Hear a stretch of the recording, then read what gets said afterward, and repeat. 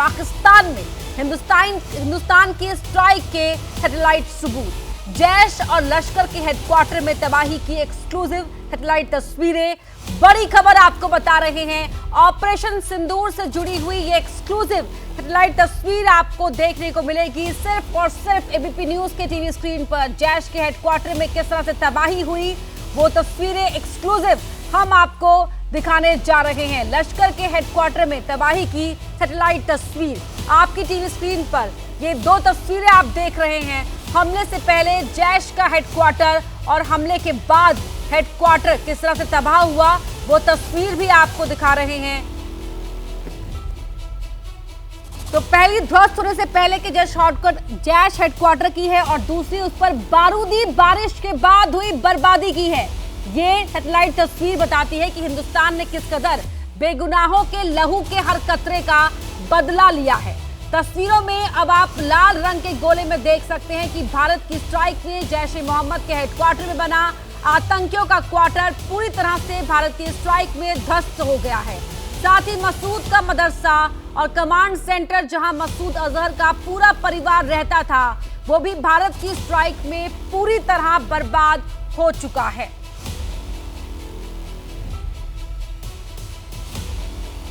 जैश के हेडक्वार्टर की तरह ही लश्कर का हेडक्वार्टर का भी अंजाम हुआ है। मुरीदके में बने लश्कर का अड्डा सैटेलाइट तस्वीरों में ध्वस्त हुआ दिख रहा है। सूत्रों के मुताबिक बहावलपुर और मुरीदके में भारत द्वारा किए गए अटैक में इन दोनों ही आतंकी नेटवर्क से जुड़े 110 से ज्यादा लोगों की मौत हो चुकी है।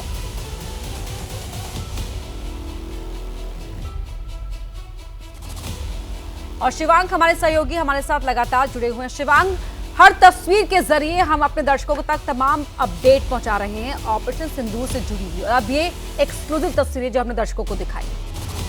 जी बिल्कुल अपर्णा, देखिए जिस तरह से सैटेलाइट तस्वीरों में साफ साफ हम लोग देख रहे हैं कि किस तरह से जैश का जो कमांड सेंटर है वो पूरी तरह से जैश का कमांड सेंटर तबाह हो चुका है। ये वही कमांड सेंटर है जहां पर कंधार हाईजैक की प्लानिंग की गई। ये वही कमांड सेंटर है जहां पर पुलवामा अटैक की साजिश रची गई।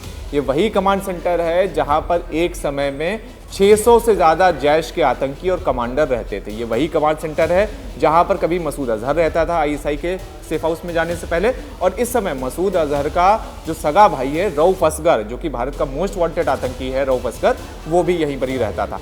तो जिस तरह से भारत ने उसके मदरसे को तबाह करा, उसके कमांड सेंटर को तबाह करा, तो ऐसे में यही जानकारी मिल रही है कि बहुत भयानक नुकसान हुआ है जैश ए मोहम्मद का। जैश ए मोहम्मद ने आधिकारिक रूप से तो देखिए ये बताया कि मसूद अजहर के परिवार के 14 लोगों की मौत हो चुकी, लेकिन जो जानकारी हम लोग को सूत्रों के द्वारा मिल रही है कि जैश हेडक्वार्टर में इस पूरे हमले में अब तक 70 से ज़्यादा लोगों की मौत हो चुकी है अकेले जैश हेडक्वार्टर पे हमले पे। और उसके अलावा मसूद अजहर का सगा भाई रऊफ असगर अस्पताल में भर्ती है, गंभीर रूप से घायल है और जिंदगी मौत की लड़ाई लड़ रहा है। उसके अलावा उसका दूसरा भाई, एक और आतंकी भाई है तलहाल सैफ, वो भी गंभीर रूप से घायल है और वो भी अस्पताल में भर्ती है। उसके अलावा लश्कर हेडक्वार्टर की जो हम लोग तस्वीर देख रहे हैं कि किस तरह से लश्कर का ये वही हेडक्वार्टर है जहां पर जमाउत दावा और लश्कर और उसके अलावा लश्कर ने मिलकर एक पूरा कमांड सेंटर बनाया था 2008 में मुंबई हमले के वक्त।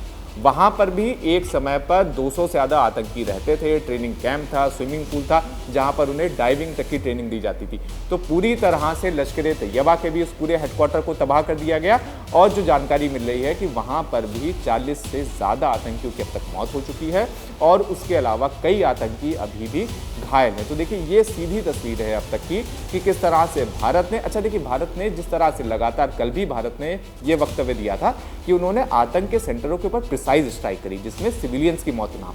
सैटेलाइट तस्वीरों में भी आप देख लीजिए कि बिल्कुल साफ साफ दिखाई दे रहा है कि जो अटैक हुआ वो अटैक उन आतंक के कमांड सेंटरों के ऊपर हुआ और वही ध्वस्त हुए।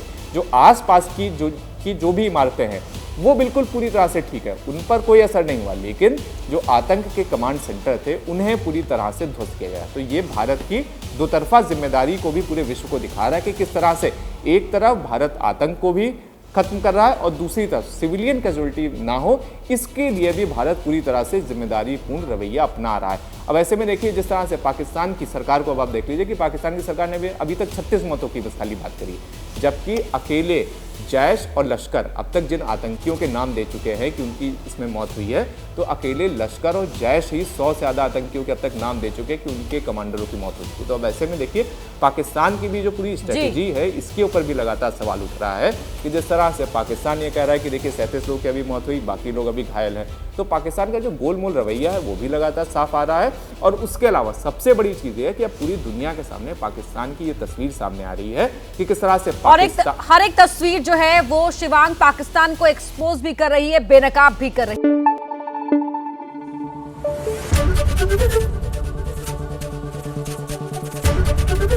एबीपी न्यूज आपको रखे आगे।